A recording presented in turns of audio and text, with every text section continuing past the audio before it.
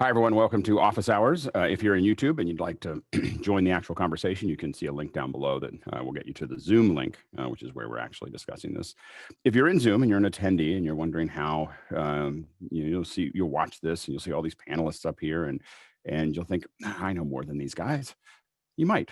And if you think you do and you have good internet and good video and good audio, then join us. You just got to get here early. We open the doors at 6 o'clock. From 6 to 6:40, I can't promise anything. We're talking, we're dealing with technical issues, we're having tea or coffee, and we're kind of figuring this stuff out. So if you, but you can come in here and hang out with us in that first 40 minutes. And then at 40 minutes, 6:40 Pacific Standard Time, we hand out the Discord link. That's where almost 800 of us keep talking about this stuff between shows. At between 6:40 and 6:42, we do we start the mic checks. And once we start the mic checks, the panel is closed. So you need to be here before 6:40 to make that actually work. From 7 to 8, we answer questions, general questions, whatever you'd like around media production and virtual production.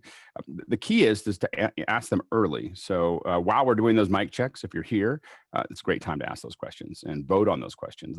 More than any other show that you're ever going to find, this is driven by you, the people who are especially the attendees. So what's really driving the questions, the conversation, et cetera, is your questions and your votes. So it really does matter. This isn't like a little, hey, we got some questions and we made them up, which is what most shows are. These are actual, we try to get through almost every question that we get there. And so you're really the producers of the show. So ask those questions and take voting seriously because it is important. As we go into the second hour, we usually have something special we're talking about. Mondays are kind of a wild card. Tuesdays are audio. Wednesdays are cameras. Thursday is special guests. Friday is education. Saturday is education.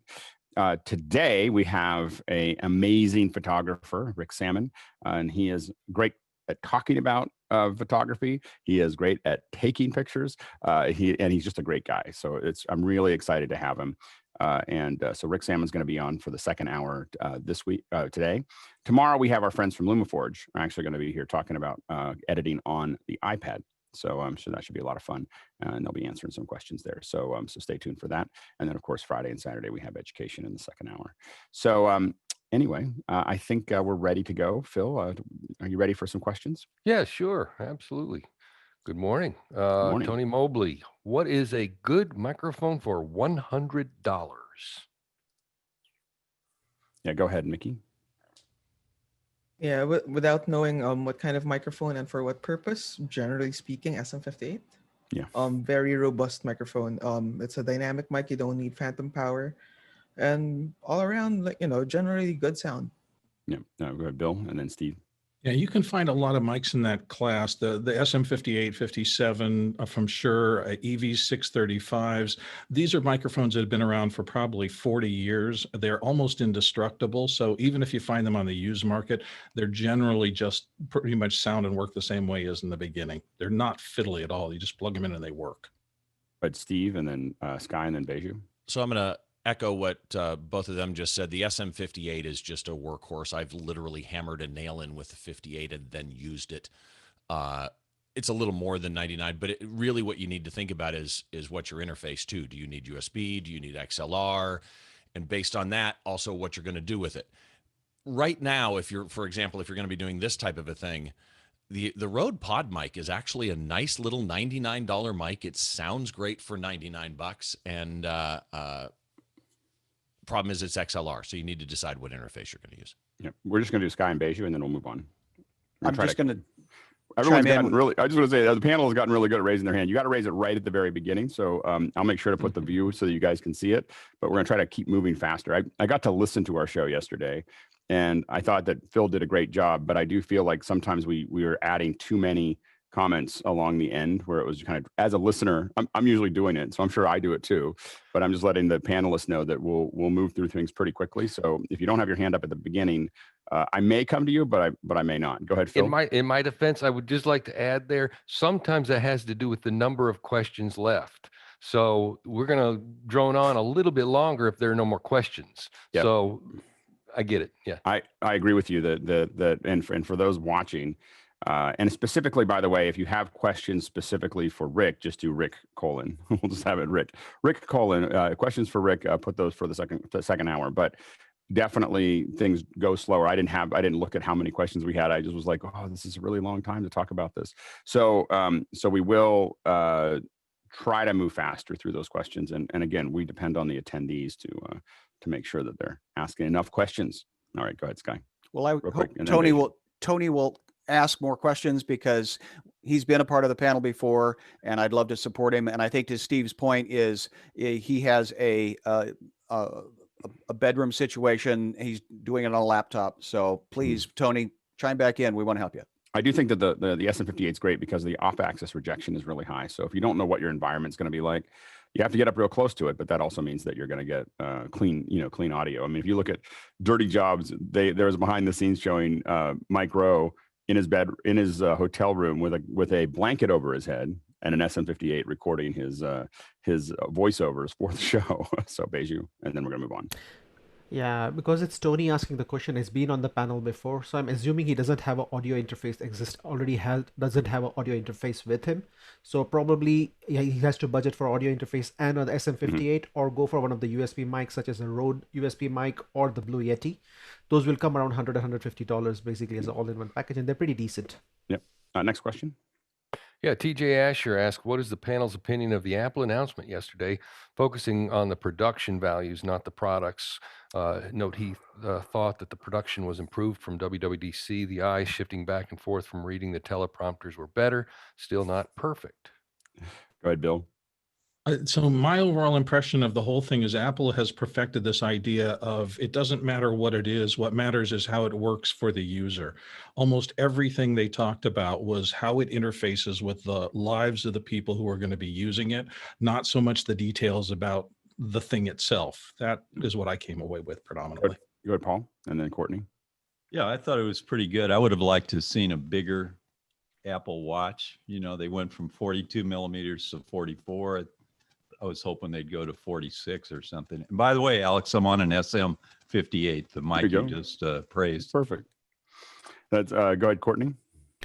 Well, speaking of the production values specifically and not the items they're speaking about, it was interesting the way they combined, I think, live action or maybe green screen and virtual CGI of the campus and perhaps the Steve Jobs Theater. I don't know what you guys have a take on that, whether it was all CGI and green screen or if it was actually metamorphosizing between the animated fly-throughs and back into live action, because your POV did move from inside the building to outside the building to inside the building seamlessly.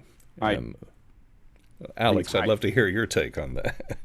So I only saw little bits of it. I'm afraid that yesterday was an extremely busy day for me. I literally just passed out where I was sitting by the end of the day. So I haven't seen. I saw the announcement go by. I haven't had time to look at it in detail. I kind of skipped through it. I think it's highly unlikely that they did any CG. I think it's much more likely that they figured out how to do those. I would bet a lot that it was all done in camera. That's all I'll say. Anyway, Steve? Yeah, I'll start with the production value. I'm not going to comment so much on the quality as much as I enjoy it much better than one person on stage switching to another person on stage. It was really enjoyable to watch, at least to me. As far as the products are concerned, it's what Bill said. It's what Apple does. It's experience, not features. So the user experience to me is centered, and I like a lot of what they did, but I think one of the things that they introduced was manageable watches so that you can do for elderly parents or for kids or something like that. And I think being able to manage somebody else's device on your phone will end up actually being a really popular feature. Go ahead, Mickey. Yeah, it looked to me like, as Alex mentioned, they tried to do majority of it in cam. Except for some of the transitions, which are physically impossible to do. Of course, they had to incorporate VFX into that, and it looked like as well they had to clean up some of the, especially the swish pan transitions that they did. When they did the match cuts, it looks like they had to do some cleaning up there. But it looked like some VFX I wouldn't be surprised, but I don't think it was 3D. I don't think there was a lot of CG location stuff. I think that Yeah, exactly. Like just mostly cleaning things up. I have to find it. We did a really fun video when Virgin America was just getting started. For the airline, we had to go and shoot this like demo of it, and we had a day to shoot it and a day or two to deliver it. It was like super fast, and we did the whole thing with whip pans, and it was really fun in a plane. And so we started in the cockpit, and then we whip, and then you whip back to the next and we were just doing these whips to get all over the plane and explain what the plane does and why it's cool and everything else. And so it's a useful little transition that can be used fairly well. But I think that maybe over the weekend there was a suggestion that we kind of go through it and do a little teardown of it. I think there was a suggestion on Twitter from someone here in this group, and I think that we might do that. So we'll take a look at it where we kind of cut through it. I'll have time. Let's plan to do that on Sunday, just because I think I'll have an hour on Saturday to actually watch it in its entirety. My schedule is airtight until Saturday. So anyway, but then we'll take a look at it and go from there. You were gonna say something else, Nikki? No. I lost my chain of thought. Sorry. Okay, no worries. Go ahead. Next question. Yeah, Tony Mobley asks, what's a recommended software for editing a Zoom recording? It's just editing. I mean, like it's the editing software that you're comfortable with. I don't think there's a specific one that I would suggest, other than if you like Final Cut, then use Final Cut. If you like Premiere, use Premiere. Go ahead, Steve. Oh, we can't hear you. Your sync is great, but we can't hear you at all. Oh, there we go. There we go. Thank you very much. I was going to say, convert it first to something like ProRes. If you're in Final Cut or something and you don't want stuttering or something like that. I have a horrible time editing MP4s or anything like that in Final Cut. Yeah, go ahead, Bill. That's becoming more and more of a problem. In fact, I was participating in a long thread, somebody who'd used their office, whatever their office is using that system. It created files that were very unusual. And everybody was saying, well, try Handbrake, try this and try that. Transcoding to something you can edit can be a problem. So work on that early. Yep. Next question. And by the way, I think some people were mentioning they can't get audio in Mukana, and we have it activated. Yeah, it looks like the icon is not. No, there it is. Oh, I turned it on. I turned it on earlier. It was I just deactivated and activated again. I'll talk to Chris about that. All right. Sorry about that, but it should be up there now. Sorry about that. Next question. Yeah, Darren McMahon wants to know, has any of the panel done live streaming of classical concerts? I hear you talk about streams stopping due to copyright problems. So do we have anybody who has some experience of classical live streams? I've mixed 2 in the past without issue, but not done a full production. Anyone work on that? I think Jeff Francis would be a good person to talk about this, but he's not here today.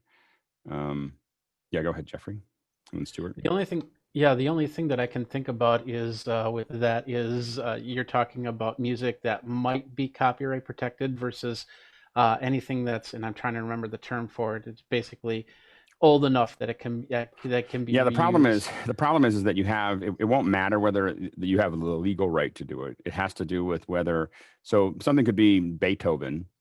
Technically, that you can play as much Beethoven as you want, but if a certain orchestra has copyrighted their version of that in YouTube, it will still flag. And so even though you have the right to play it, it won't matter because the machine doesn't know that. It just knows that you look like this. Now you can go back. The thing is, you can go back and try to and argue against that later. But the question is whether it'll knock your stream off the air. So and with a shorter song, you usually can get through without that. It'll get flagged later. I think it's under 5 minutes or so. Chances of you getting knocked off is pretty low. But with a longer orchestra piece, you're going to have more problems with that. The thing to do is take any orchestra piece that's similar to what you're doing and play it into YouTube as an unlisted event. So just play it in and watch it. The unlisted will go through the machine, through the eye. So the eye will look at it and it will tell you, it'll probably be, you can't monetize it or you can't something. It'll show up as something, I almost guarantee it. But you'll get to see whether it sends you an error message or not after you play it. You have to be careful. Number one is use a burner account if you can. If you can create a YouTube account that, or Facebook account or whatever that you don't care about. It is, you make that.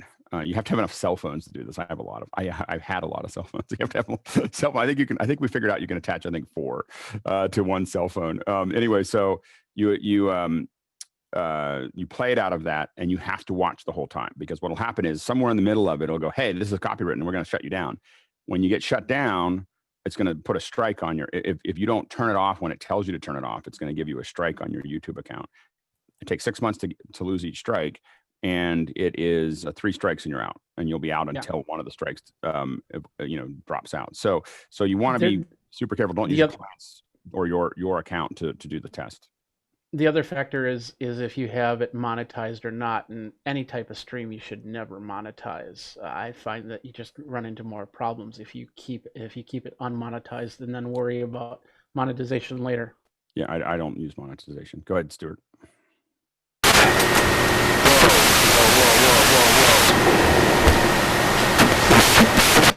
Okay, that was really painful.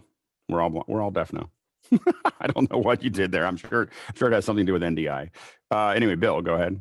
Yeah, I'm just going to amplify what Alex said and what everybody else has said. This is a rat's nest. And one of the issues is that while the composition, because it's classical music, was probably made a couple hundred years ago, unless it's nouveau classical, that performance is a separate thing. So if the Berlin Philharmonic does Beethoven, Berlin Philharmonic owns the copyright of their performance, because that's performance rights. And then you're putting it against something in video, that's synchronization rights, which is a different classification. So you're dealing with 3 levels of potential copyright takedown. And most of the possibilities now are bots looking at recordings and trying to match them. And that's where copyright claims kind of start. And so it's just be scrupulous about paying attention to how your rights are cleared. And just know that the last thing I'll say about that is that you just have to remember that it doesn't matter what rights you have. It has to do with how the machine works, how the eye works. And so you just have to know that, we get all these clients say, well, I had someone sign off on it. I got the approval to use it. It doesn't matter. What matters is that you have to go through they have to go through the process of whitelisting or clear listing your account to play out that song. And there's a whole little process to do inside of YouTube. And if they don't do that, you're going to have a problem. Anyway, next question. Yep. Guy has what I'm sure is a fully hypothetical question. How would you push an external live stream into a Zoom meeting, i.e. a watch party? So it's already streaming, right? So it's like as if let's say we wanted to do a commentary about the Apple thing. What I would do is I would have an iPad or a computer just going into my ATEM, or something, and or into a web presenter, or something like that just feeds it in as a camera. So you're just screen scraping that in. There's no way to kind of grab onto the original HLS, stream. So it's really going to be something. Now, if you really want to there are hardware boxes that will look at it. If you give it the HLS, ID, it'll grab it and push it out as SDI. But it'll be cheaper to get a web presenter.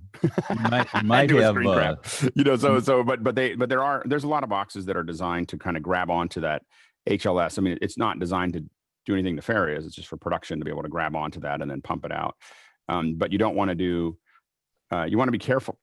Screen scraping is never going to be as good as pulling something straight if you can. But if you can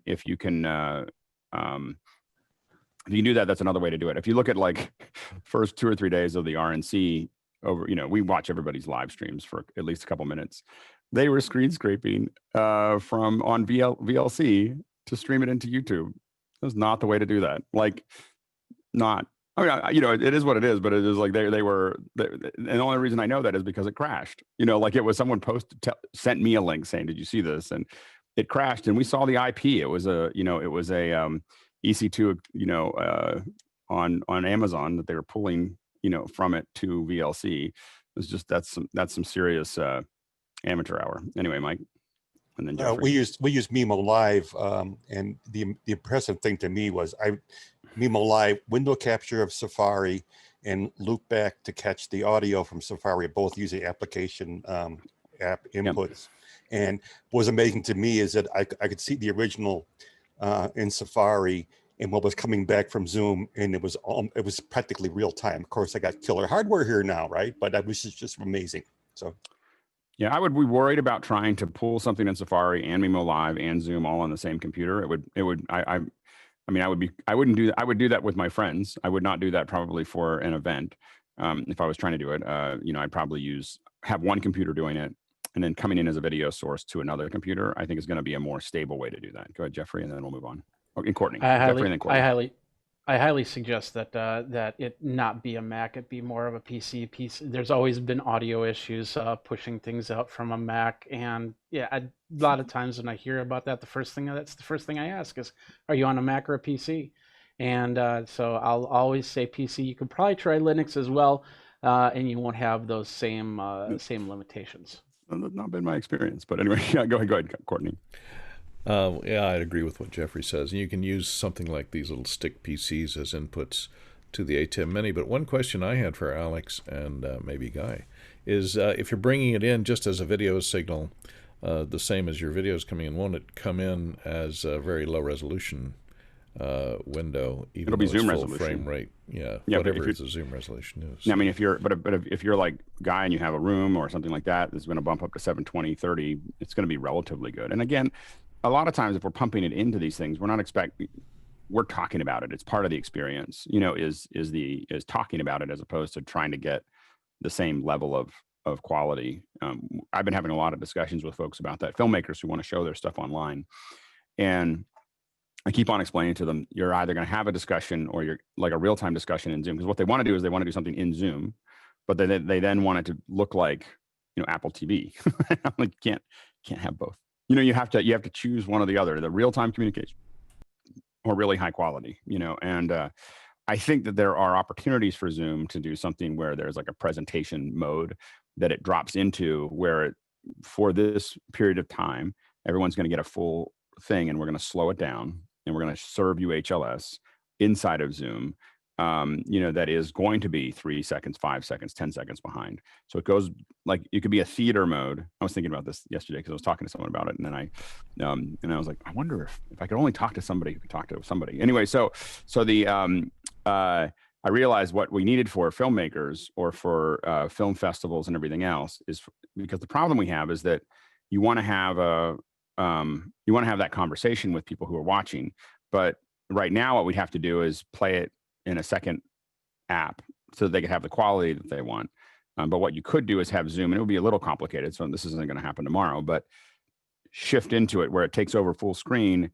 It has to probably take on some rights management, DHCP kind of stuff, but then it plays it out in the system. It goes black, and that black is kind of hiding the fact that we're now at an 8-second buffer, let's say 8 or 10-second buffer, and we're playing that thing out. And then it drops back out into the real time. People can talk about it. I think that would be a really interesting way to do it. The other thing to think about is that you can do it separately. And I keep on, it's just been one of those things that my current schedule hasn't allowed for, but Netflix Party is a pretty cool way to do things where you could have Netflix Party lets you basically sync everyone's playhead. You can literally hit stop and play and everything else. And so you could put everybody in the Netflix Party and then all talk in Zoom. In that process. Go ahead, Bill, and then Steve. Yeah, it was interesting to me because this is the second one I participated in. The one yesterday we did here for office hours afterwards. And every time people have talked at the beginning just a tiny bit. They didn't even do that much this time. But then everybody just watches the presentation. And I think that's just a pretty well-crafted presentation. Everybody's in the flow of the content. So to your point, Alex, I would think that if you want to go back and look at it, to be able to break it into modules so that you see a module and then discuss the module, then see another module, it gets away from that thing that my wife and I run into all the time, which is that one of us is commenting on something and you can tell I'm pulling her from wanting to continue to watch the content to comment on it, or she does the same thing to me. That's just normal. I was explaining to someone recently, I was like, the hard part is that Apple got rid of a lot of they had a lot of filler. They would talk about, and I don't want to belittle what they were talking about, but they would have things about, green initiatives or other initiatives and everything else, and they wanted to put them in the middle. And I tried to explain to someone, because I was talking to someone who wanted to do that, and I was like, you just have to understand that as a press person, I love those sections because that's what I talk over. While they're in a commercial break, essentially, of talking about something that we're not interested in. And what we've seen Apple do is get really good at, especially now, they're getting really good at, they just pull they realize that. And one of the things I think that a lot of companies have seen is that the highlight reel from their keynote tells them what is important and what isn't. Because when people cut their thing down from an hour and a half to 12 minutes, that you can just watch what people really wanted to know. It gives you a hint towards, you might want to put more into it than that. But I think that we're seeing more and more of the oxygen getting pulled out of more of the gaps are getting pulled out of these keynotes as we go into this. And I think that they're becoming less and less like a live event and more like a show, that's broadcasting live. And I think that as we get to that, I think that a lot of companies, when we can go back, whenever that is, they're going to go back to that live stage and they're going to do it once, after doing a bunch of these. And they're going to be like, oh, we can't. And it'll either happen live when they do it, or they'll happen while they're rehearsing it, where they realize that they can't go back. They can't go back to these live keynotes because you can't do what they're doing. You can't make those transitions. You can't cut really fast from one thing to the next in a live event. There's a physics problem with that, getting people on stage and getting people off stage and queuing things up. And they're going to realize that they can't go back to that live experience because no one wants to see it anymore. And so I think we're going to see this evolution, because I think we're going to be doing this for another year. Go ahead, Steve, and then Phil. Yeah, I just want to let you know Rick's in the attendee room now. Okay, great. And I agree. These give so much more control than live people on stage. And in the end, when you're trying to put out a particular message, control matters. And the thing though is that you want to be able to say it the way you want to say it and have it be edited. But then the second thing that you want to look at is that we're working with folks that want then we'll open a Q&A. So we'll have that discussion. We'll have that the Q&A after the keynote live is powerful. Doing it, trying to do it live is never. We just did it because we were in a habit of doing it. Go ahead, Phil. I can envision a hybrid scenario where to the viewer, it looks like what they just did yesterday on camera, but you had a live studio audience there. So it's almost like they're doing the presentation to cameras with a live studio audience behind them. It could be very exciting. We specifically block out everyone that they can see other than the camera when we do these, because it's a distraction to the speaker. No, you wouldn't see it. Well, I know, I see what you're saying. The problem is eye lines. So eye line, we don't, even if we have 3 people in the room, we hide them. Right.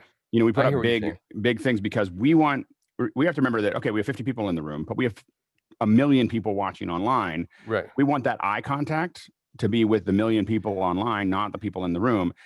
It's an old vestige of the on-camera people would have to be very well trained to pull that off. It would be like shooting a sitcom.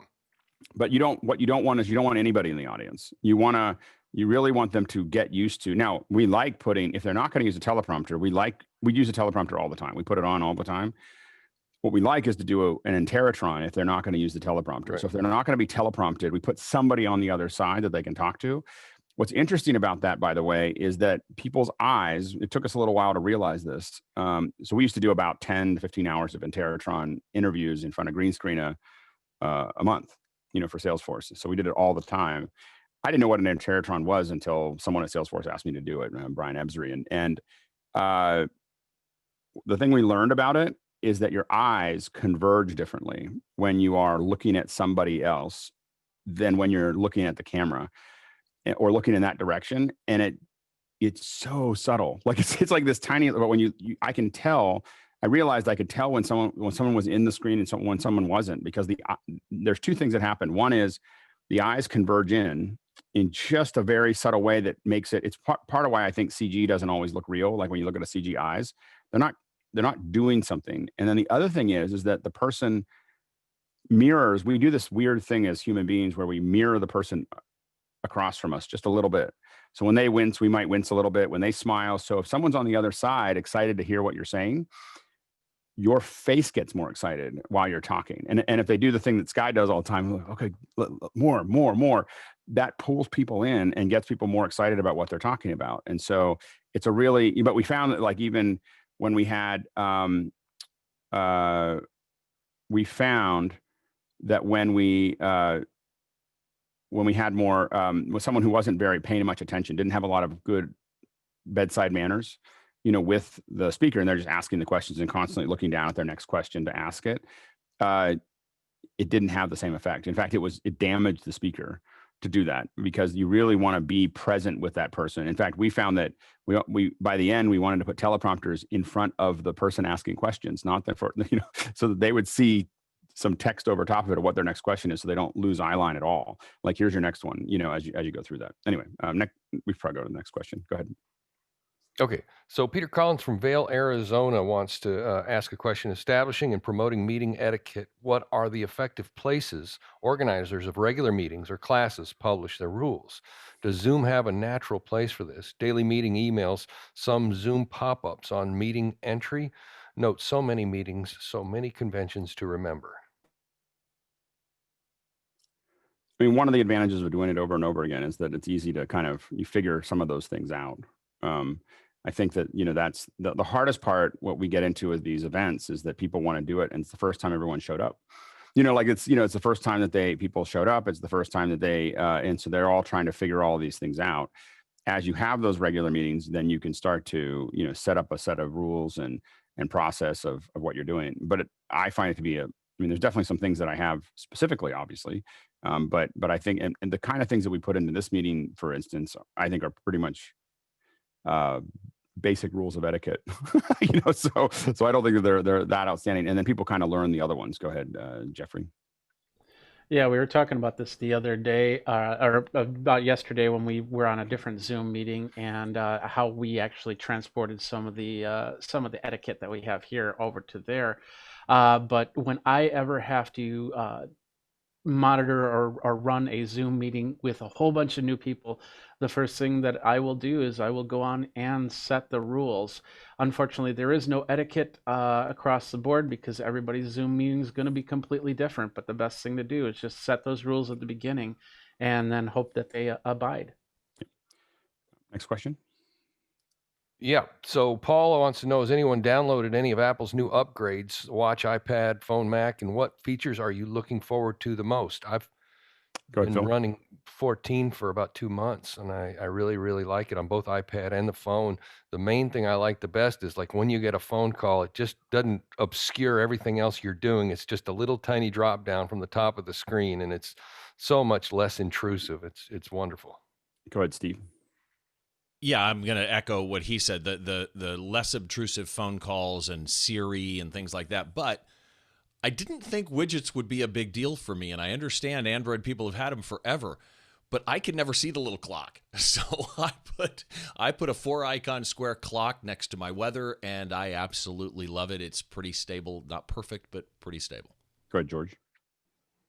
So I've been running the beta for a little while now. Like Phil said, it's definitely multitasking has been, even for an event I was in yesterday, I was able to do certain things that you wouldn't be able to do with the last version. And like Steve said, definitely have a whole screen of clocks that you could just visually see. Yeah, I'm interested. I won't upgrade anytime soon. So I have things to do with my phone.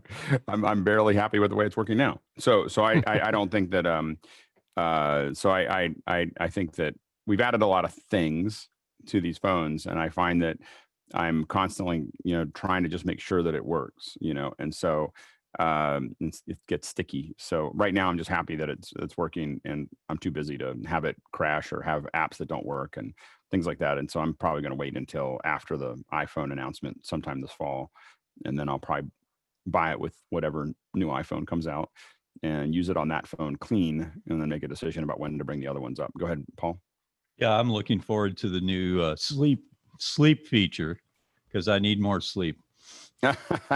Very good. All right, next question. Yeah, FYI, they just were released, so the new 14 is available now in the wild. By the way, I hear that if you have the Pro AirPods, the surround sound, the spatial stuff, that's the one thing that may drag me forward to experiment with it, because I'm doing a lot of experiment. But we talked a little bit about that yesterday. It's really amazing. Yeah, really amazing to experience. Can I ask a question on that, Alex? Yeah. How can I test that? Because I got the new firmware on my AirPods Pro, What can I do to test that spatial? You got to turn it on. There's a selector. Did that. Okay, and Yeah, then you need place, something to watch. Yeah. I think that you should be able to go to the Apple TV. You should be able to go to Apple TV and download or just watch a movie that says Atmos on it, because it'll tell you that it is Atmos and you'll start to hear it around. The other thing to listen to is, I think that Tidal, the words I'm paying now for Tidal as of this month to try to get this working, but I can't get it working between what I signed up for on the web versus this is why anyway. But Tidal supports Atmos music. And so you should be able to see some of those releases, and that should give you some so it's basically it's Atmos. That's what it is. I think there's a lot of surround sound, but I think that Atmos is a good way. I don't think it's Atmos only, but I think that Atmos is a good way for you to test it. Look for things that have Atmos in them. Next question. Yeah, Larry Jacobson from Cheyenne, having shot family this is a photo question. Having shot family and portrait let's photography. Put that one. Okay. Well, no. Let's go ahead.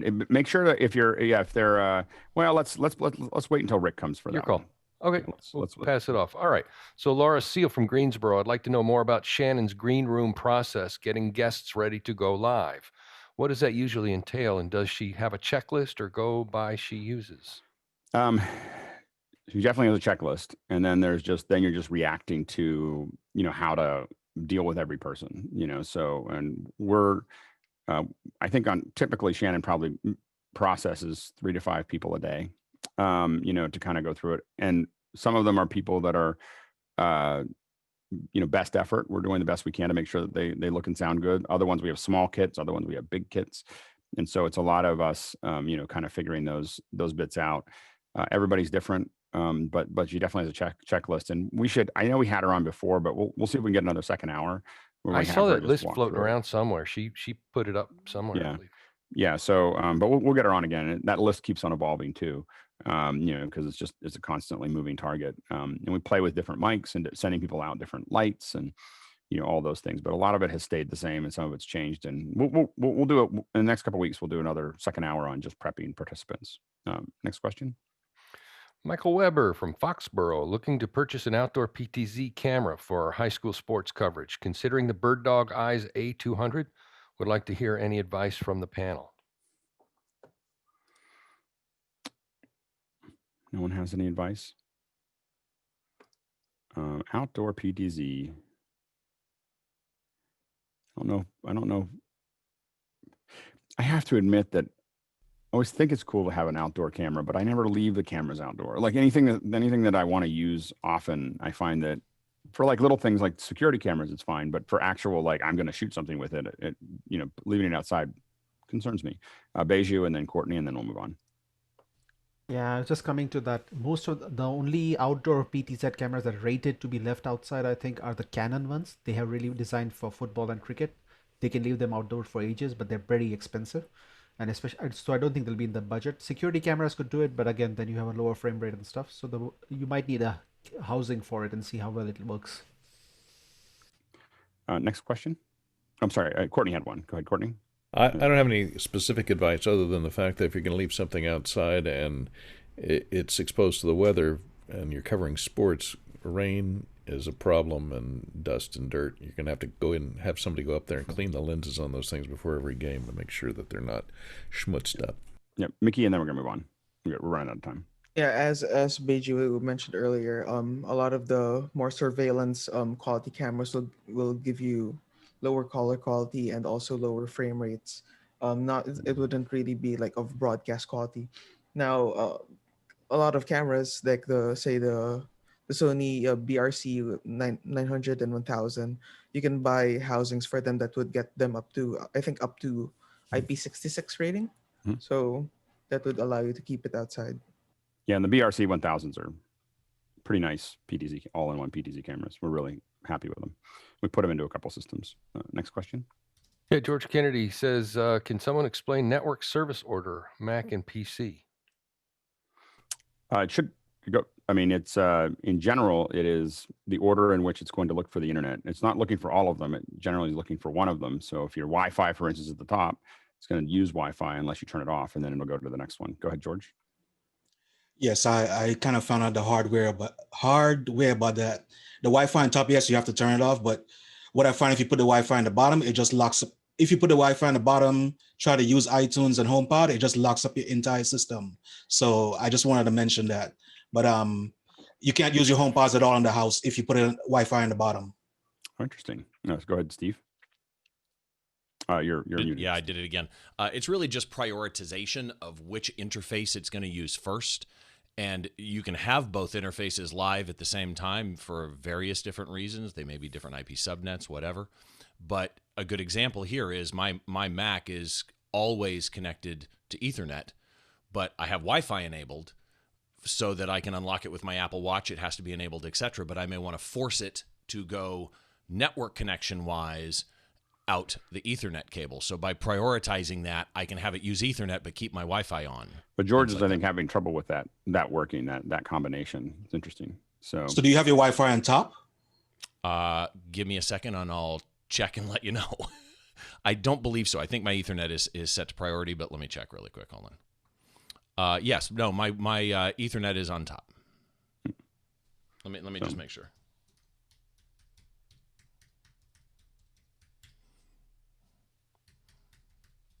Silence. Yeah, well, it helps if you spell your credentials correctly, doesn't it? There we go. Command line guy, huh? Yeah. Let's see here. And service order. So yeah, I've got Ethernet, then Wi-Fi, and then of course Bluetooth and Thunderbolt bridge after that. So Ethernet's on top, and right now I'm running off Ethernet even though my Wi-Fi is on. Go ahead, Beju, and then we're gonna move on. Yeah, it also helps to set up as a failover option, like if you're worried about a main connection going down. Windows, you can do the same thing. You can set the network priority when you go into the Ethernet options in the settings. You can set which one, 1, 2, 3, 4, and it should take it as the priority based on that as well, which is very handy, especially if you're using something like a NDI cam or something like that. So you want it on a local LAN, but you want the internet going over something else. So it does work that way. Next question.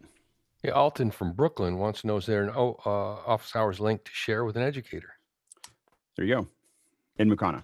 So if you are you can go in there. That's you can share that with an educator, with other folks, so on and so forth. So but that's the link to share with folks. Thank you. Next question. And George wants to know also how many folks on the panel are running Catalina. Any major issues? Okay. Go ahead, Phil, and then Bill, and then Mike. I'm just raising my hand. I got Catalina. I mean, it's okay. Then Bill. Yeah, I've been on Catalina since it first pushed. The big change here is Catalina requires everything to be 64-bit clean. So the migration to Catalina for most of us was using one of the utilities to check and see if we're still running anything, particularly mission critical stuff that was written 32-bit only. Get rid of that stuff if you can. I mean, it's not going to kill anything if you leave them on, but the icons will come up with a red won't work icon through that after you make the migration to Catalina, and you have to deal with that eventually, and it might be a mission critical thing, so don't run into that. Mike, and then Steve. I'll just say I'm running Catalina. I haven't had any issues with compatibility with legacy applications, and nothing that wouldn't run. But I did start, basically with new hardware with Catalina on it, or recent hardware. So I guess. Yep, go ahead, anyway, Steve. no problems. Yeah, my question really is, I'm still on Mojave because Catalina had issues with OBS originally. Is everybody here that's running OBS pretty stable on Catalina now? Silent. I don't really know OBS. Stable is a stable. No, is a I just don't know. I variable. just don't use OBS. Go ahead, Sky, and then Mickey. I actually used the time machine and upgraded, and against my better judgment, I used that to bring everything across into Catalina into a 2019 laptop. So yeah, it puts all of the things that it doesn't like into a folder and says, we don't like this. And your icons just say, nope, but yep, go ahead. It works great. Yeah, any machine I use for actual like working on media production, I keep a version or two behind. So all my machines right now, the newest one, the ones that are on later OSs are on Mojave. And just so everyone knows, like Avid suggests, really recommends against using Catalina because of codec issues. A lot of codecs still rely on 32-bit frameworks. Go ahead, Barry. And if you're considering upgrading, then what you need to do is go up underneath the Apple. If you're do a search in the system preferences, then you can find out in there what is 32-bit, what's 64. If there's something in 32-bit that is absolutely necessary, then you may not want to do it. Yeah, I still have a machine on Mojave so that I can, generally on Catalina, mostly because I use Final Cut and Motion. I want the newest versions on there, so I keep that updated for most of the machines. One machine is not there because my Mac captions and QuickTime 7 still need to be usable for certain things that I'm doing. And so I have one machine that's kind of the, I know that eventually I'll have to give it up, but I'm going to, hang on to it. So if I go back, I have one 32-bit machine that will still work. Anyway, next question. Yep. Roscoe wants to know, when would you not use a PoE power or are PoE injectors good solution in most situations? Panasonic power supply for PTZ controllers, $650. So we're looking to go cheaper with injectors.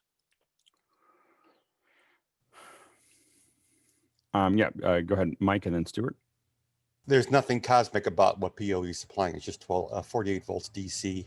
So, these guys always tell you, these vendors always say, use our power supply, which is very expensive. And you say, I can provide 12 volts if I have to. A good vendor is Wi-Fi Texas or PoE Texas on Amazon. They have the injectors and the power supplies, and you want to make sure you get enough power, wattage to drive what you're driving with it, and make sure you're living the full 48 volts if you're going to go over a long distance. Yeah, so you're PoE and PoE plus, right? Yeah, well, and the issue is, how close is your power going to be to your camera? Mm-hmm. But you don't want to have to plug each camera in where it is, and so just go with a standard PoE injectors. You should be fine, and make sure. By the way, if you're buying from that PoE Texas or Wi-Fi Texas, that the devices say it's standard PoE because they have some proprietary stuff. But in any case, you can get little circuit boards that they have for injectors. You also, of course, can get PoE built into the switch if you want to do it. Yeah, Stuart. Same answer as Roscoe, but Ubiquiti. And can I take the moment to apologize to everybody's ears before something died in my USB chain on the microphone? So I apologize for that. No worries. I just, there was like a crazy storm. Anyway, next question. Yep. James Babbitt, what is the best way, either wired or wireless, to connect to internet to another building 200 feet away? I'm going to always cable. So I'm going to always recommend, if there's any way that you can use a wire, you use a wire. You always use a wire. Always use a wire if you can. If you can't, then the Ubiquiti stuff that Stuart's holding up is something that works pretty well. But you can get into. We have had the craziest things. I lost a couple of weeks ago. I lost connection because a turkey vulture sat in front of my microwave. So you just have to remember that there can be, I went up there and he's just standing there like nothing's happening, and I'm like, you got to move, and he, he's up on his little perch, and so you just have to know that there's nothing between you and the other place if you don't put a wire there, and other things can get in between. Go ahead, Steve. Yeah, first of all, let me unmute again. Yeah, I am unmuted. First of all, figure out your connectivity. Can you run a wire? If you can run a wire, if you've got either underground conduit, for that matter, if you can drape it between the two buildings, go copper. Depending on distance, he says 200 feet here, so he should be fine technically with copper. But you could go fiber if you needed to. In a situation where you're 200 feet away, but there is no easy way that you're going to get a wire strung between the two buildings, you can go to a building to building direct connection. Wireless connection on the roof, and they work absolutely fine most of the time. But like Alex says, most of the time never happens when you need it. We've definitely used it to get across streets. That's one thing that, like, trying to get across the street is a thing, and so if I'm on campus and I can dig something or run it along a line or do whatever, I'm going to still do it. But if I'm going across over streets or over something that they're going to take a lot of paperwork to get there. We've definitely used the wireless solutions, but we know that you just got to make sure it's point to point. Yeah, absolutely. Stuart, you were going to say something about your little piece of hardware there. Yeah, that's a now out of date Ubiquiti NanoStation M5, and I actually put the link for the current NanoStation in the chat, we use them to get across a street that everybody else would call a racetrack, because obviously you can't run cables across where race drivers are. Oh, come on. You're just not being adventurous enough. Mickey. Yeah, just to mirror what Steve was saying, if you can run a cable, of course, first start at how much bandwidth do you need to be able to transfer. Like, are you talking about an internet connection that's just like 300 megabits, or do you have a 10 gigabit internet connection? I don't know. Right. So start from there. Then you can decide on what the minimum would be for the media of transport that you use. So like, yeah, for if it's up to 10 gigabits, technically you can use copper Ethernet, but I would go for fiber if you can, just because it opens yourself up to being able to expand that system. And also on top of that, if you can run a line, might as well run three. Well, and my generally, if someone says I'm gonna go through trouble to run a line from one place to the other, number one is if I can get conduit between those, I'll do it so that I can always pull something through later. Number two, if you're gonna give me all that time, I'm gonna put a TAC12 fiber in there, because that means that I have all the bandwidth for the rest of the. I will die before they run out of bandwidth. The only thing that you have to deal with is getting it crushed. But outside of that, if you get it protected and but putting it, when we're going to go through the trouble, just pile it all up, and then you want 8K video over there, sure, that'll work. You want 10 8K videos, sure, that'll work too. So and that may seem absurd right now, but 10 years from now we're going to go 4K, like, and 30 frames a second. That was so silly when we're now doing 120 frames per second, 4,000 nit or 10,000 nit screens at 120, at 120 frames, at 8K. I mean, that's what's coming. So know that your bandwidth requirements will continue to scale. Jeffrey, and then Mike. Yeah, Quickly. always go with wired, always go underground over above, but if you do have to do wireless, try and get it up as high as possible and do a coffee can antenna, because then you'll get very directional into from one point to the other.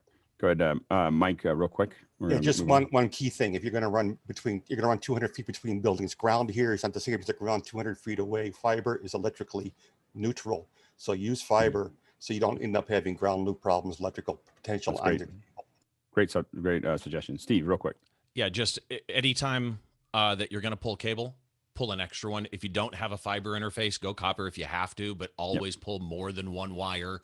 And with your extra wire, pull string so that you can add wire easily later.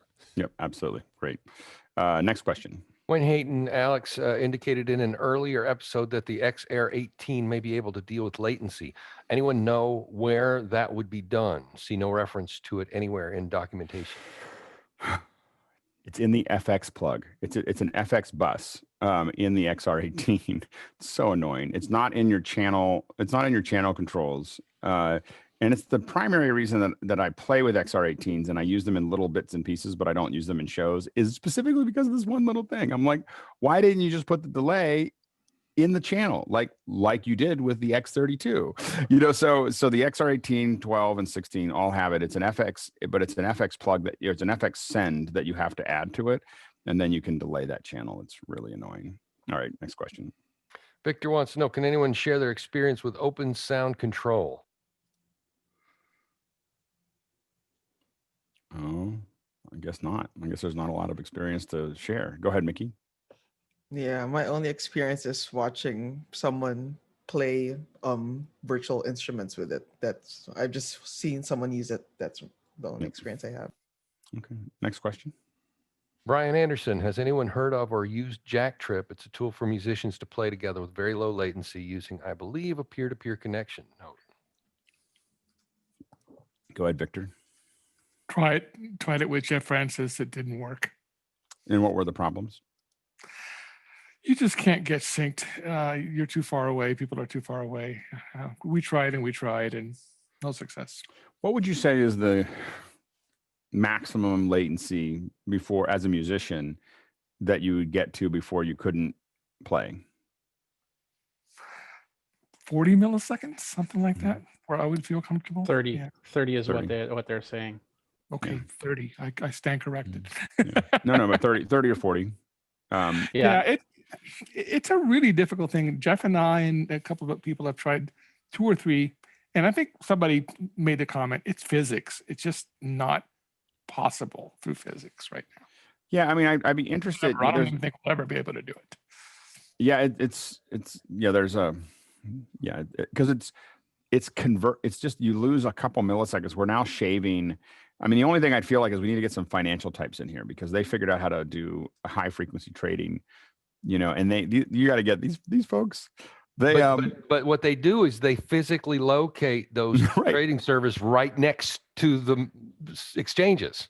But there's some of them that have been like they drop their own lines, they run their own. The craziest one was what they did something where they figured out how to route it around Brooklyn or something, and then they had a direct line, and it literally was a delta of of like 8 milliseconds, and they were making millions on that delta. Like it was just because they knew what the trade was going to be 8 milliseconds before the trade. Go ahead, Jeffrey. Yeah, that's what you're talking about is elk audio.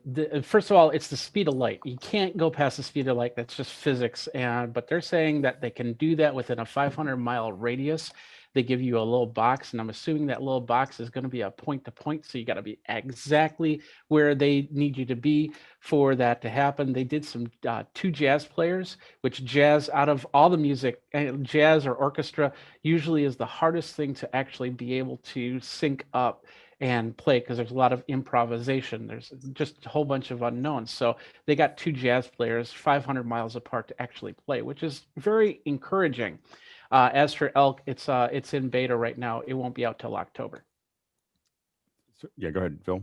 Yeah, but if you figure out that tech, are you going to help musicians or are you going to go do some day trading?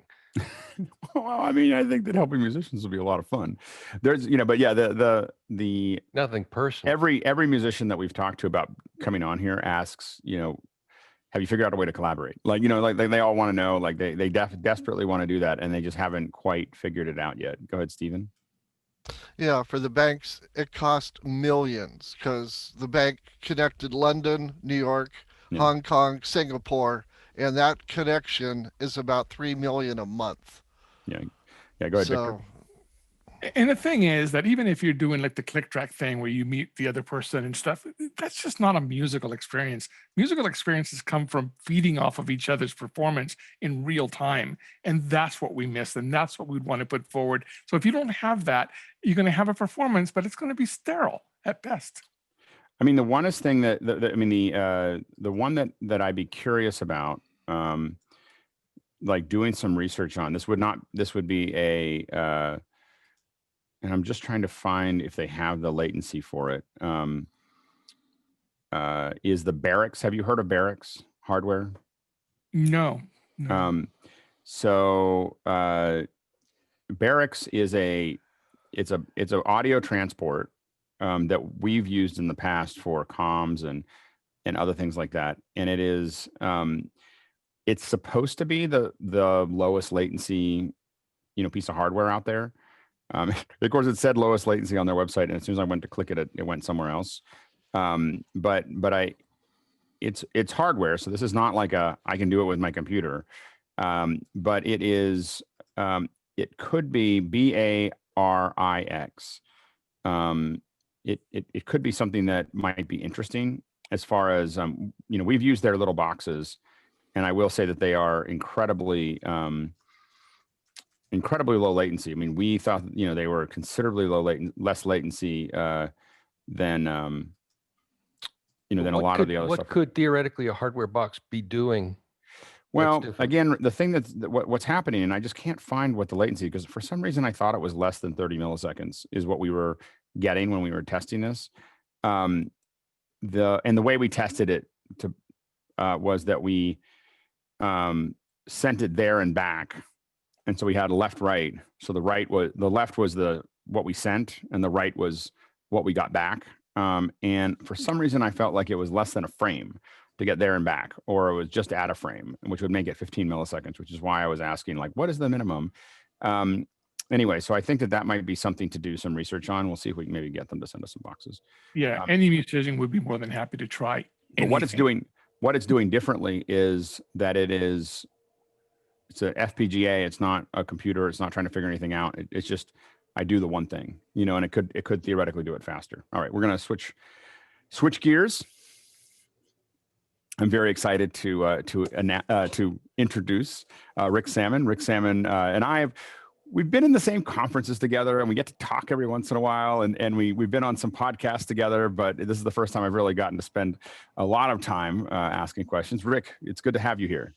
Well, thank you so much for having me. I've learned so much. I mean, my gosh, just listen to you guys. I'm so glad I'm a photographer. I just have to like pick up a camera, press a button, and you know, that's the extent of and you know, I play in Photoshop and Lightroom, but man, I'm learning so much from all of you guys. Thank you, Alex, and thank you so much. And thanks to my great friend, Steve Brazel, for getting me involved in this too. He's an amazing guy. I really love him, but it is an honor to be here. You know, it's a lot of things are going on in these crazy times. So I'm really glad that you invited me, but I could see out your picture window there, how dense the smoke is. Gray. My gosh. It's just gray. In fact, I'm sitting outside right now, and it's just this gray, I know.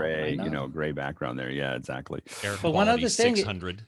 But one other thing, there's some musicians here. So I'm so glad you could see some of my guitars in the back here. I'm going to talk a little bit about that during our talk too. Yeah, Victor, 2 thumbs up for Victor. Yeah, that's great. I've heard you play. Oh yeah, I have free lessons online. So for those of you who are watching, we already got some questions rolling in, but if you're watching here, this is a good time to start. As we start talking, it's a good time to start stacking questions up. What typically happens, all the questions come in the last half hour and we don't get to them all. So ask them early as they start to spark in your head. And Rick, how did you get started? When did you know that you were going to be a photographer?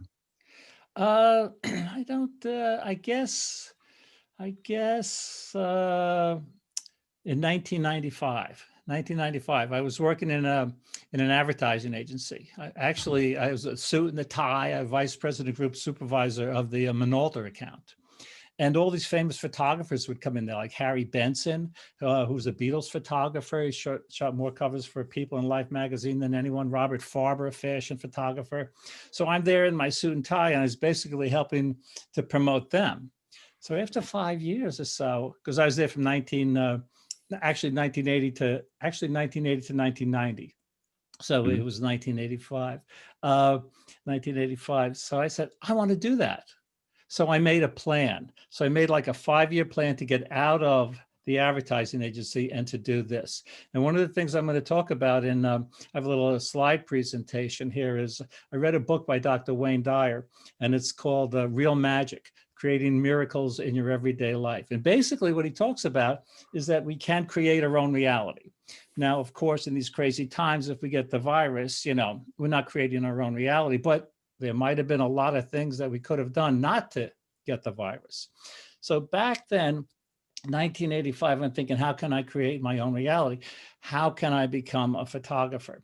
So one of the things that Dr. Wayne Dyer, who passed away a few years ago, talks about in his book, he says, if you start living the life you want to live, that becomes your life. So as far out as that sounds, I would take a vacation. I play travel photographer. I got the vest and everything. I take a week's vacation. Next year, I took 2 weeks vacations. My wife and I went to Africa. I know you've been there, gotten amazing pictures, Alex. So the next year, I take 3 weeks vacations. I'm still taking still playing travel photographer. I come back and I get fired for taking too much vacation. You got kicked out of the nest. I'm kicked out of the nest. And I started writing books, and today now I have 41 books, and Steve Brazel contributed to both of them. So I think, writing and photography for me, goes together as an educator. You could be, as you know, the best photographer, the best musician, as Victor knows, on the planet, but unless you tell someone about it, they're not gonna know what you're doing. But just getting back to your first question, how did I get started? I see some people with gray hair, like I have, and they may remember a show from the 1950s, Person to Person, 1960s, Person to Person with Edward R. Murrow, very famous journalist. And it was the first live TV show. And my father was the director of that show. the first live TV show. Like, Alex, Oh, you yeah. know what it's like doing the show now. So Right. his job was to take his Linhof 4x5-inch camera, go to like Marilyn Monroe's house, Joe DiMaggio's house, Humphrey Bogart's house, take pictures, bring them back, develop them in our basement so he could bring the pictures to work so they could see where to place the lights and the mics and everything like that. Right. That's awesome. So I've been doing this for a while, and it is a passion, but I love playing music too.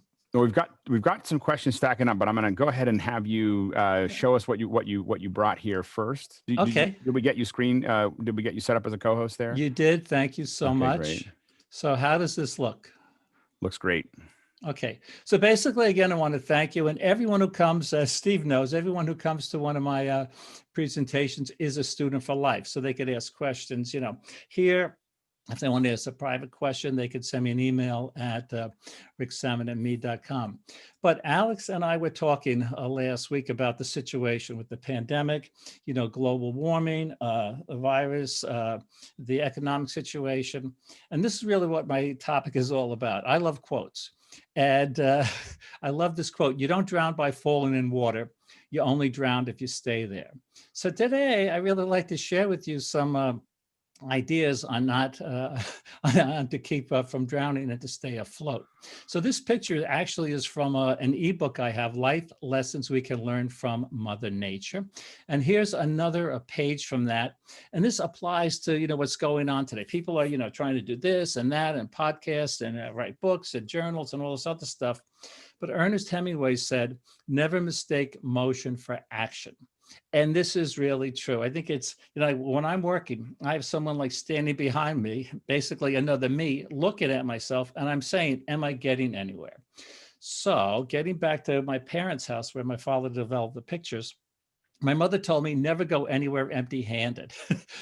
So Alex, so all your viewers here, if they go to ricksammon.com, if they click on latest books, they can download this free ebook, which is basically an inspirational and a motivational book with a question. And what I've done is, as you can see here, I've matched some pictures that go with some famous quotes.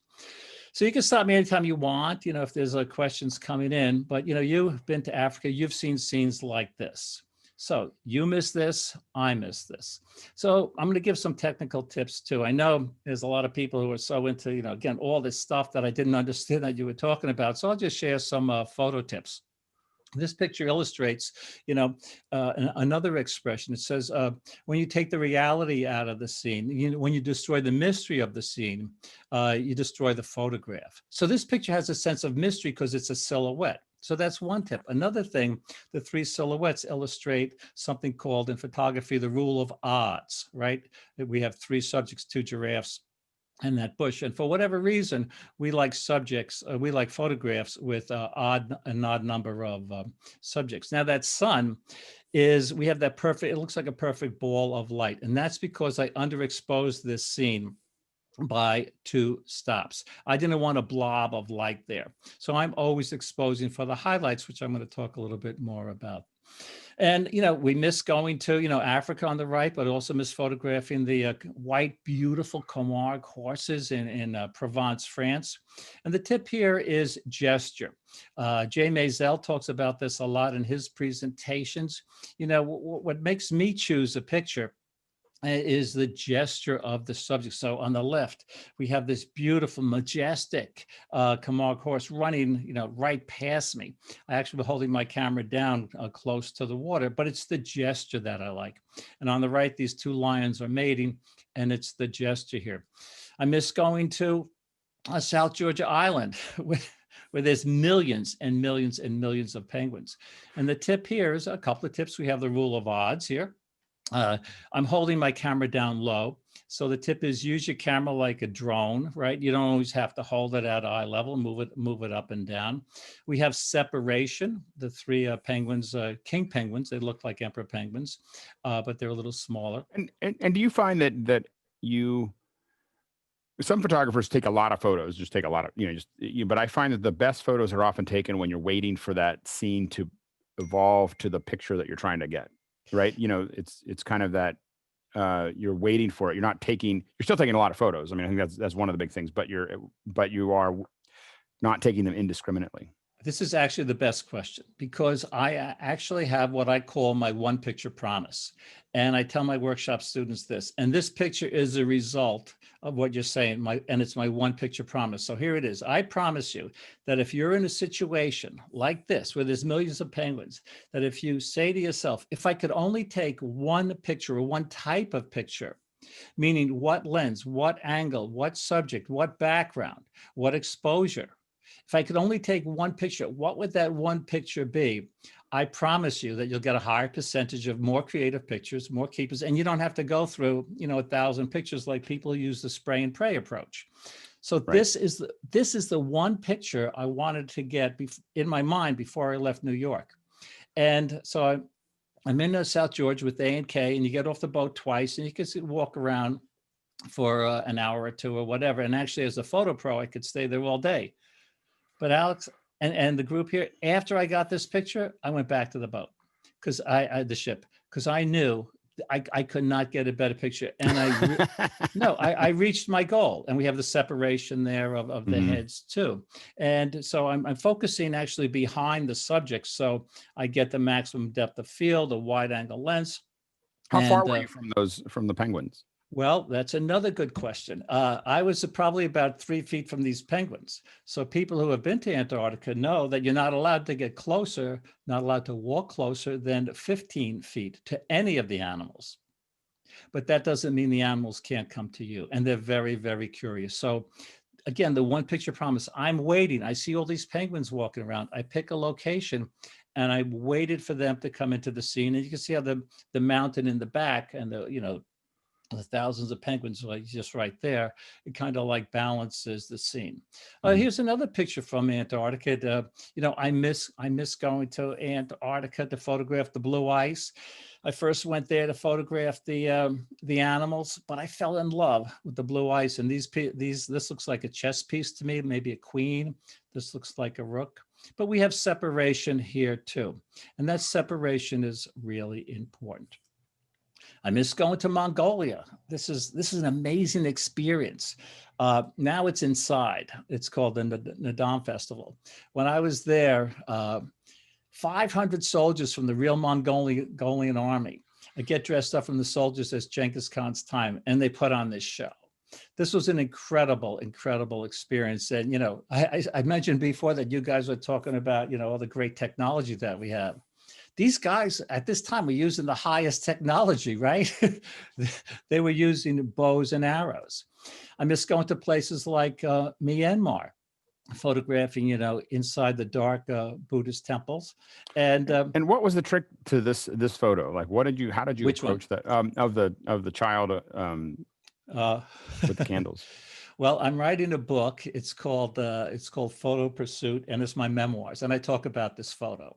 So it's actually it's kind of I think an interesting story. So my wife and I are in Myanmar, in Bagan, Myanmar, and we're driving around for 3 days. And this is the type of picture I was looking for, because I had seen it in National Geographic. I'd seen it on the web. So we go to all these temples, and all I see is, statues in dimly lit temples. So I say to the guide, I say, can we find a temple with a novice monk and all the candles like I've seen? He says, hold on. So he takes out a cell phone. He walks outside. He calls up the local Buddhist monastery and asks the head monk if he could send over a novice monk. And the monk gives his blessing. The head monk gives his blessing. Driver goes to pick up the novice monk. The driver goes to the supermarket and picks up candles on the way back. And we come back and we set up this scene. Now, that being said, my guess is almost every picture you've seen, any of the viewers have seen on the web, of scenes like this are setup shots. And there's nothing wrong with that. There's a big difference between taking a picture and making a picture. And if Francis Ford Coppola was there, making a movie, he would do the same thing. But here's three tips. One, this picture was taken at ISO 8000. So it has some noise. But my father, who I miss and love, he died about 10 years ago, he had a great expression. He said, if a picture's so boring that you notice the noise, it's a boring picture. So that's one. Number two, Joe McNally, National Geographic photographer, says, if you want an interesting portrait, don't light the subject's entire face. So I'm directing through our guide, the novice monk, to hold that candle to get this beautiful light. I'm also shooting at an angle to create a sense of depth and dimension in the picture.